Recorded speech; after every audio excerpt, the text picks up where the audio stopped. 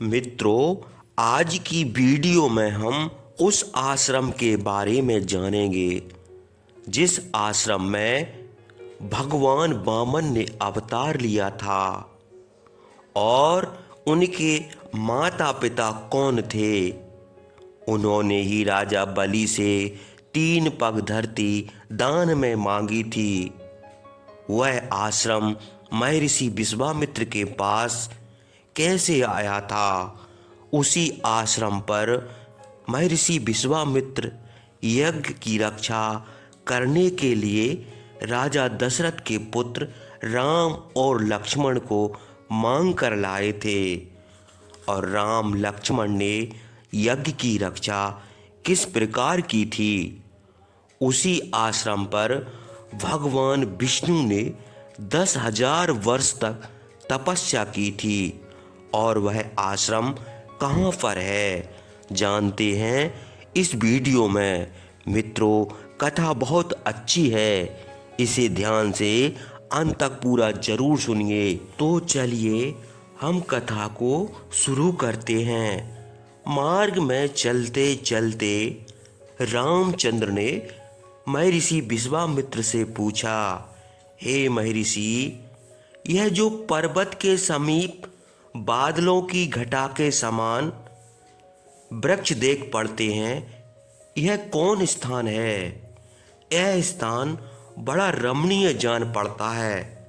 इसमें मृग घूमते हैं और पक्षी बोल रहे हैं। इस मनोहर स्थान को देखकर मालूम होता है कि अब हम लोग भयानक वन से निकल आए हैं। हे भगवान, यह किसका आश्रम है? इसके जानने की मेरी इच्छा है। आप कृपा करके मुझे बतलाइए।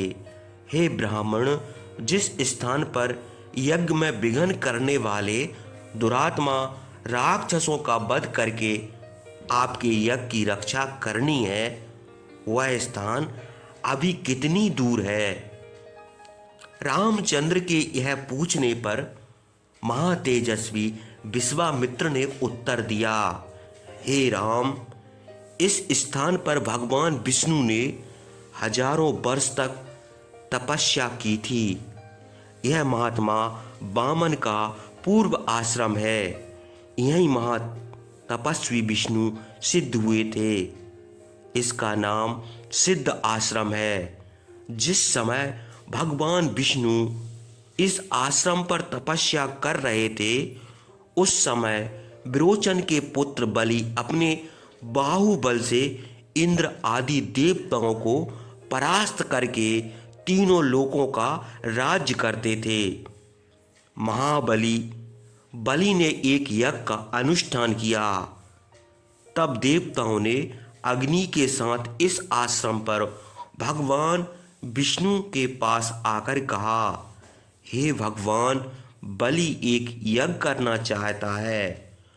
उस यज्ञ के समाप्त होने पहले ही आप देवताओं का एक कार्य कीजिए।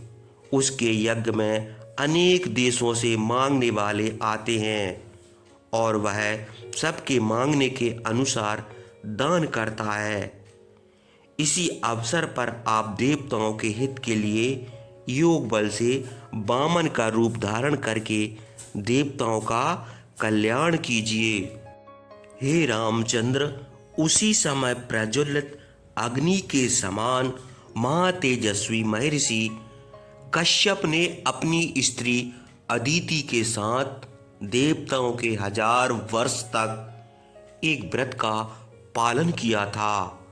व्रत समाप्त होने पर वे वर देने वाले भगवान विष्णु की इस प्रकार स्तुति करने लगे, हे भगवान, आप तपोमय, तपोराशि, तपोमूर्ति और ज्ञान स्वरूप हैं।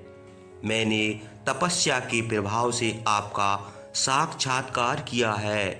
हे प्रभु, मैं आपके शरीर में संपूर्ण जगत देखता हूँ।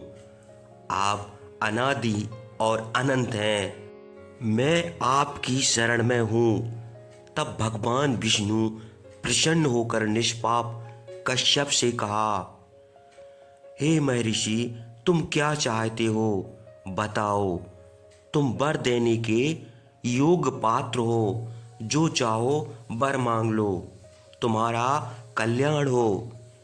यह सुनकर मरीचि के पुत्र कश्यप ने कहा, भगवान अदिति और सब देवताओं समेत मैं आपसे प्रार्थना करता हूँ, आप प्रसन्न होकर हम लोगों को मनोरथ सफल कीजिए। आप मेरे पुत्र रूप होकर अदिति के गर्भ से जन्म लीजिए और इंद्र के छोटे भाई उपेंद्र होकर शोक से व्याकुल देवताओं की सहायता कीजिए। इस स्थान पर आपकी तपस्या सिद्ध होगी और आपकी कृपा से यह स्थान सिद्ध आश्रम नाम से प्रसिद्ध होगा। अब आप यहाँ से उठिए। उसके बाद महातेजस्वी भगवान विष्णु अदिति के गर्भ से वामन रूप में जन्म लेकर उसी रूप से बलि के पास गए। तीनों लोकों के हित के लिए भगवान वामन ने बलि से 3 पग भूमि मांगकर तीनों लोक नाप लिए और अपने तेज से बलि को परास्त करके देवराज इंद्र को फिर तीनों लोकों का राजा बना दिया। हे रामचंद्र, इसी आश्रम पर वामन देव ने निवास किया था। इस समय मैं उन्हीं की भक्ति से इस आश्रम पर रहता हूँ। हे पुरुष श्रेष्ठ, इसी आश्रम पर राक्षस मेरे यज्ञ में विघ्न करते हैं। यहीं तुम दुरात्मा राक्षसों का वध करोगे। बेटा, हम लोग आज इस श्रेष्ठ सिद्ध आश्रम में चलेंगे। यह आश्रम जैसा मेरा है वैसा ही तुम्हारा है। इस प्रकार बातें करते करते राम और लक्ष्मण समेत महर्षि विश्वामित्र बड़े हर्ष से अपने आश्रम में पहुँचे। जैसे चंद्रमा की आकाश मंडल में शोभा होती है, वैसे ही राम और लक्ष्मण सहित महर्षि विश्वामित्र अपने आश्रम में शोभित हुए। सिद्ध आश्रम निवासी ऋषियों ने विश्वामित्र को देखते ही उठकर उनका यथोचित सम्मान और राम लक्ष्मण का समुचित आतिथ्य किया। थोड़ी देर विश्राम करके रामचंद्र और लक्ष्मण ने हाथ जोड़कर विश्वामित्र से कहा, हे महर्षि, आप आज ही यज्ञ की दीक्षा लीजिए, आपका कल्याण हो। यह सिद्ध आश्रम है, यहाँ आपका मनोरथ सिद्ध होगा और इस आश्रम का नाम सार्थक होगा। आपका वचन सत्य हो। राजकुमारों की यह बात सुनकर जितेंद्र महर्षि विश्वामित्र ने उसी दिन यज्ञ की दीक्षा ली। उसके बाद रात हो गई। स्कंद और विशाख के समान राम लक्ष्मण ने सावधानी से वह रात बिताई। प्रातःकाल उठकर संध्या उपासना और जप आदि नित्य कर्म किया। उसके बाद देश काल के जानकार, शत्रुओं का नाश करने वाले राजकुमार राम और लक्ष्मण ने विश्वामित्र से पूछा, भगवान, राक्षसों से किस समय यज्ञ की रक्षा करनी होगी? वह समय बतला दीजिए जिसमें हम लोग सावधान रहें और राक्षस यज्ञ में विघ्न न कर सकें। युद्ध की इच्छा से रामचंद्र और लक्ष्मण के यह पूछने पर उस आश्रम में रहने वाले महर्षियों ने उनकी प्रशंसा करके कहा, राजकुमार, आज से लेकर 6 दिन तक तुम यज्ञ की रक्षा करो। महर्षि विश्वामित्र ने यज्ञ की दीक्षा ली है, इसलिए वे 6 दिन तक मौन रहेंगे। ऋषियों की यह बात सुनकर यशस्वी रामचंद्र और लक्ष्मण रात दिन उस तपोवन की रक्षा करने लगे।